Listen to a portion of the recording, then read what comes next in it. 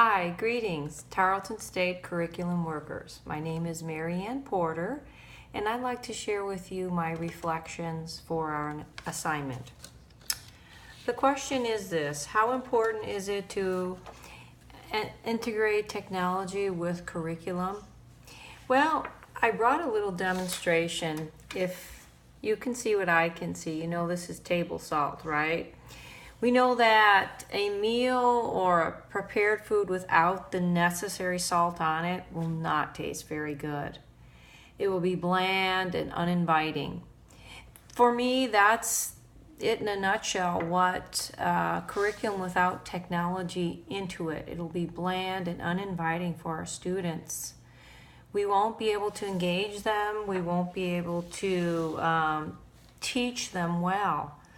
And we cannot tolerate this anything less than true engagement and promotion of depth and understanding in learning.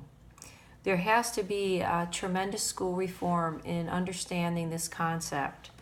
As educators, we can't view our future like we live in the past. We have to maximize every opportunity to use technology and help our students develop a global perspective. This is where our world is moving towards, and our students need to be prepared for that. Now, in the book Curriculum 21, Heidi Jacobs talks very much with that type of philosophy. She believes that overhauling and updating our curriculum is in the right direction. It's a step in the future that will be unequivocally necessary. Growth and change, of course, she says, will take time because in the past, students pretty much just digested what the teacher told them. They were what they consider passive learners. She is promoting active learning through technology use that many of the students already know how to apply. And it's up to the teacher to become more and more aware of what is available out there for students. Because it has to be a shift in the mindset of all educators that it's absolutely necessary to provide this to our students for a successful national challenge. Actually, she mentions that in the book. What is the biggest barrier for me with technology components in my curriculum?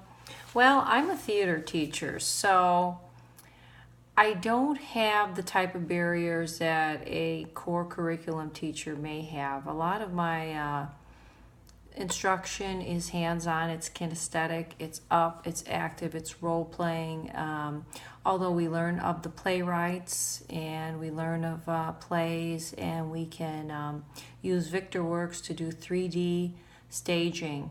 So I do use it in my classroom. I don't find it a real barrier other than myself. If I'm feeling lazy and I'm not up to date on what's new and available, that in turn goes to my students. But I really try to be on board and available with new and exciting curriculum for my students. This would be the greatest barrier for me, is trying to overcome that, producing a play and doing everything it takes to be a theater teacher. I can often just feel pretty overwhelmed and somewhat just unmotivated to be on top of things. But for the benefit of my students and the benefit of our future, it's absolutely necessary. Try to incorporate at least 1 to 2 new technology practices in my classroom per week. So I learned that through my use with other educators who are on board with this philosophy. Finally, I'd like to close with a quote from a very famous playwright, Bertolt Brecht. He did the Caucasian Chalk Circle. We actually produced that last year. Very brilliant modernist in the 1940s. He said, "Because things are the way they are, things will not stay the same the way they are." And this is true with our technology use. Things will not stay the way they are because technology is moving so fast, and teachers have to keep up with all that and promote that and have a change of mindset and change for the better. So thank you for listening, and keep on learning.